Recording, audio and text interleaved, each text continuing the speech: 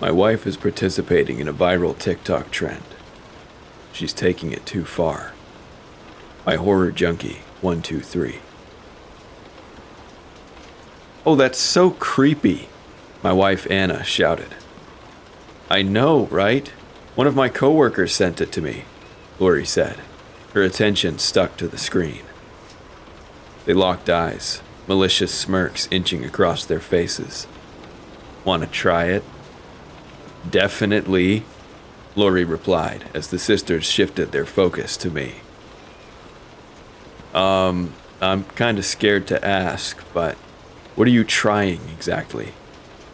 Whenever these two got together, they were capable of some real mischief, and oftentimes it came at my expense. You'll see, Anna said, handing me her phone. I furrowed my brows as I sank into the couch. I hesitantly glanced down at the screen, unsure if this was part of the ruse. A TikTok video was playing on repeat. A woman was on screen, her long brown hair partially obscuring her features from view. A wide smile was plastered across her face. That alone was creepy, but the way she was standing, it was off-putting. The video cut on several occasions, and each time it did, the woman was in a different spot in the house, hiding behind curtains, crouching under the table, standing on the stairs. All the while, that same manic grin never left her lips, not even once. The man filming was getting audibly more freaked out with every encounter. I kept waiting for some sort of punchline. I thought that eventually the woman would break the facade and return to her normal self. But she never did. The video ended with a close-up of the woman's bulging eyes as she lunged at the camera, and a guttural shriek from the man filming. Once it was over, I hurriedly swiped off the video and breathed a sigh of relief. Whew. Okay, I see what you're... I froze. It was only then that I noticed it. Anna and Lori were gone. They must have walked away at some point during the video. My heart dropped into my stomach. I really didn't like this trend, but I had a feeling that I was about to witness it firsthand. Anna? Lori? Come on, you know I hate this kind of stuff, I shouted, tentatively entering the kitchen. My eyes immediately fell to a pair of feet sticking out from beneath the curtains. I pursed my lips, marching up to the window. I ripped the drapes aside to find Lori standing there, smiling up at me. Oh, I'm shaking. So scary, I huffed, crossing my arms. Lori held her pose for about 5 more seconds before she couldn't contain her giggles any longer. Haha, okay, you got me. I admit that wasn't as funny as I thought it'd be, she grinned, covering her mouth. Believe me, I know. Let's go find your sister. Lori nodded, following behind me. Anna, I found Lori. Time to come out now. I received no response. Lori and I continued to scour my home, searching up and down for my wife. Once I reached the top step, I saw it. The door to our room was slightly ajar, leaving a thin, inviting sliver of darkness. I can't explain why, but something about it sent a shiver down my spine. It was as if Anna had wanted me to find her. The whole thing felt wrong. I took a deep breath, mustering all of my courage, and pushed open the door. I nearly screamed once I laid eyes on the scene that awaited me. Anna was standing in the middle of the room. The only light illuminating her features was that seeping in from behind me, and the muffled rays trickling in through the curtains.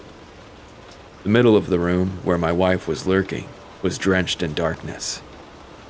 Anna stood there, still as a statue, her jet-black hair partially obscuring her eyes. Even through the shadows, I could see a nauseatingly wide smile stuck to her lips. My heart jackhammered against my chest, and beads of sweat began to form atop my brow. For the first time in our 12 years of marriage, I was terrified of my wife. I flipped on the light switch, careful not to take my eyes off her. Anna, I found you. You can stop now. She completely ignored me. I only knew that she was still breathing by the slight rise and fall of her chest. The silence was deafening. "Any luck finding her yet?" Lori asked, snatching me from my stupor as she reached the top step. Yeah, I did," I replied, weakly pointing to Anna's motionless form. Lori marched right up to her like it was nothing. "Okay, Anna, fun's over. You're about to give your hubby a heart attack." My wife didn't respond. Lori tried waving her hand in front of Anna's face, to no avail. She didn't so much as blink. "All right, Anna, time to give it up. You're starting to freak everyone out," Lori said, clasping her sister by the shoulders and lightly shaking her. Anna slowly turned to Lori, and their eyes locked. Lori gulped before taking a step back. Blood pounded in my ears. There was nothing behind those hazel irises. I didn't even recognize them anymore. Lori backed away, never breaking eye contact until she was standing directly beside me. "Tim, let's go downstairs and regroup, okay?" she murmured. The panic in her voice made my blood run cold. "That works for me," I mumbled back. It felt as if we had to speak at a lower volume, like talking above a whisper could cause Anna to break. We crept out of the room, closing the door as we went. "We'll be downstairs, Anna. It would be nice of you to join us whenever you're ready to give up on this dumb trend." Anna didn't acknowledge her. Once we made it downstairs, I took a deep breath. Lori sat on the couch, leaning forward and clutching her phone with a vice grip. "What should we do, Tim? This was just supposed to be some stupid gag. Anna's always taken these things a bit too seriously, but this... I've never seen anything like it. She's really scaring me." I don't know. I've never seen her like this before either. Do you think we might be overreacting? I mean, maybe she really is just taking this a bit too far." Even I didn't believe that, but it was the only plausible explanation I could come up with. "Yeah, that has to be it. Surely she'll snap out of it at some point, right?" "She has to. It wouldn't." The words caught in my throat. I caught Anna peeking around the corner, half of her face hidden from view. Her expression was the exact same as it had been when we'd left her upstairs. Lori traced my gaze until she realized who I was looking at. She instinctively backed away upon making eye contact with her sister. "Tim, how long has she been standing there?" Lori squeaked, shrinking into the sofa. "I have no idea. We didn't even hear her walk down the stairs." The three of us sat there in silence.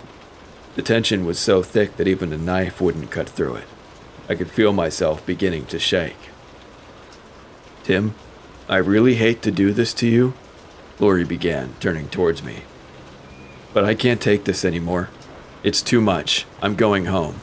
Call me if there's anything I can do, and please, try to get Anna some help if you can," she uttered, grabbing her purse. I could feel the color drain from my face. "Lori, please, don't leave me alone with her. I don't know how to handle this." "I'm sorry. I feel bad, believe me, I do. But it's getting late, and my kids have school tomorrow. I shouldn't have even stayed for this long."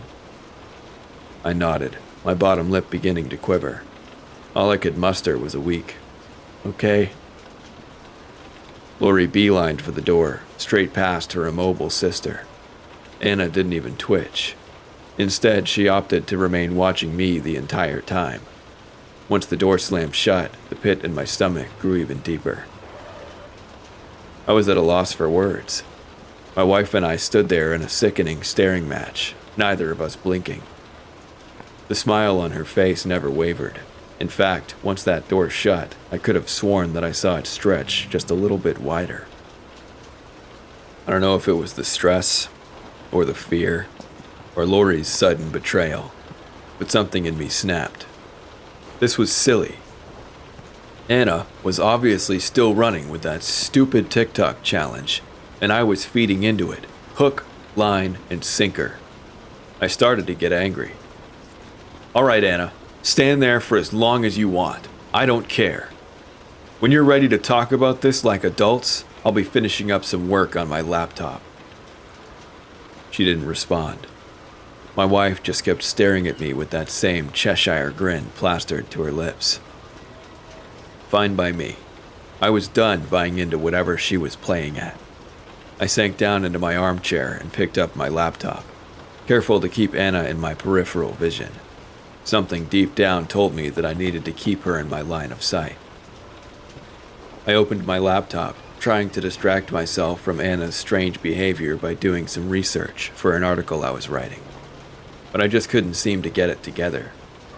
It's almost impossible to focus on a task when you can feel someone looking at you. I sighed. 30 minutes later, and I hadn't digested a single word of anything I'd read. This was going nowhere. I was preparing to try to communicate with my stock-still wife again when I heard it. Something near the doorway skittered across the floor. I slowly glanced up to where Anna had been standing for nearly an hour. She was gone. I strained my ears, listening for anything that might clue me in as to where she went. The only sounds that I heard were my own labored breathing and the rapid pounding of my heart. My fingers quivered. I didn't know if I had the strength to do it, but I had to know. With trembling hands, I closed the lid on my laptop, just enough to see over it. I nearly screamed as it clattered to the floor. I scrambled out of my seat and backed up until I was pressed against the wall. Anna was on all fours, frozen mid-stride. She smiled up at me, again staying still as a statue after I'd noticed her. Something instantly caught my attention. Her eyes. I'd never seen anything like them before. They were hungry, predatory, and I was their target. I failed to calm myself down as I slunk around the perimeter of the living room, careful not to break eye contact. Once I reached the stairs, I bolted up them, taking 3 at a time until I reached the top landing. I burst into our room, slammed the door shut, and made sure that it was locked. I was safe, or so I thought. What the hell is going on? This is insane, I said out loud, patting my pockets to try and find my phone. A sickening realization crashed over me like a tidal wave. I'd left it on the coffee table when I was working on my laptop. We didn't have a landline either. I was trapped. I began to hyperventilate and pace around the room. What was I supposed to do? My car keys were in the bowl downstairs, so even if I was able to climb out of the window, I'd have to go back inside to get them. Running to a neighbor's house was out of the question. We lived on a secluded road, and we didn't even know the nearest people to us. In the end, I concluded that I had no other option but to try to sleep it off and hope that my wife was back to normal in the morning. I slipped into a t-shirt and gym shorts before lying in my bed. I knew that I probably wasn't going to get a wink of sleep, but I had to give it a shot. It was the only thing I could do. I turned the lamp off and the room was bathed in darkness, aside from the faint yellow glow trickling in from under the door. Right before I closed my eyes, I noticed something that ensured I was wide awake. I could barely make out someone's feet blocking the light. I shuddered. How long had she been standing there? I didn't want to know the answer. I suddenly heard the doorknob begin to jiggle. My heart raced like a piston, and I could feel all the blood rush from my face. How could I have forgotten? I keep a spare key stashed on top of the doorframe for emergencies. This was it. I was cornered. The door slowly creaked open. I could see the glimmer of Anna's stark white teeth through the opening. Her eyes were bloodshot, and rightfully so. I hadn't seen her blink once. I couldn't move a muscle. I was paralyzed with fear, waiting for my wife to scamper across the floor and do God knows what to me. But she never did. I don't know how long we spent staring at each other. It must have been hours. And that entire time, her mouth didn't so much as twitch. That twisted smile remained stuck to her lips like she was a figure in a painting. I don't know how, but eventually I must have nodded off, because when I opened my eyes again, Anna was gone. The house was pitch black, save for the moonlight shining through the downstairs windows. I could feel it. I could feel her, like a presence looming over me. Every synapse in my brain screamed at me to stay where I was, to wait it out and pray that nothing would happen. But I couldn't. I steeled my resolve, ready to fight if need be. I flipped onto my back, fully expecting to find my wife hovering over me with some sort of weapon in hand. But she wasn't there. My eyes grew wide. I hurriedly scanned the room. I didn't find her. This was my chance. I crept to the door, stifling my breathing as much as possible. The house was eerily silent. Once I made it to the stairs, I peered down them, squinting to see in the dark. The coast was clear. I tiptoed down each step, avoiding the creaky ones to the best of my ability. I felt nauseous. I could feel eyes in the back of my neck wherever I went, like I was a lamb being led to the slaughter in the supposed safety of my own home. Once I reached the bottom, I peeked around the corner to the living room. I immediately noticed something strange. The back door was hanging wide open, and the porch light was on.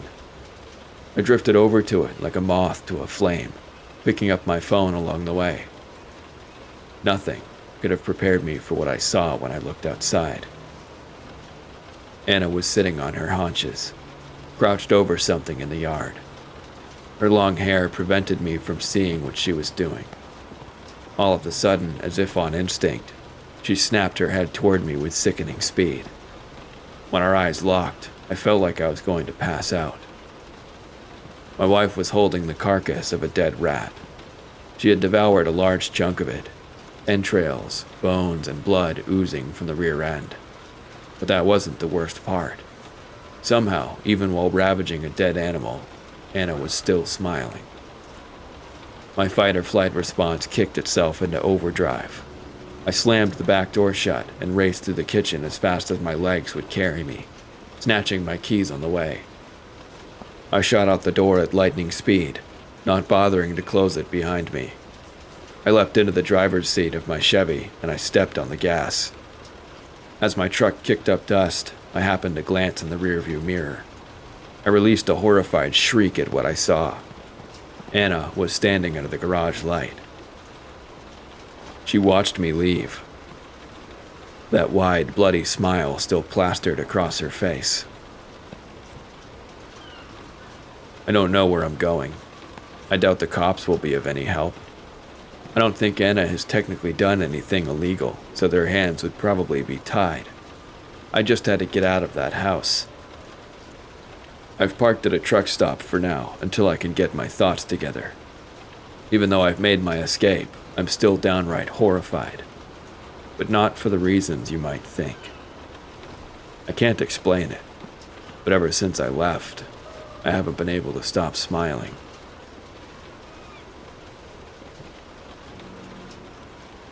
Thank you guys for listening to this story by Horror Junkie 123.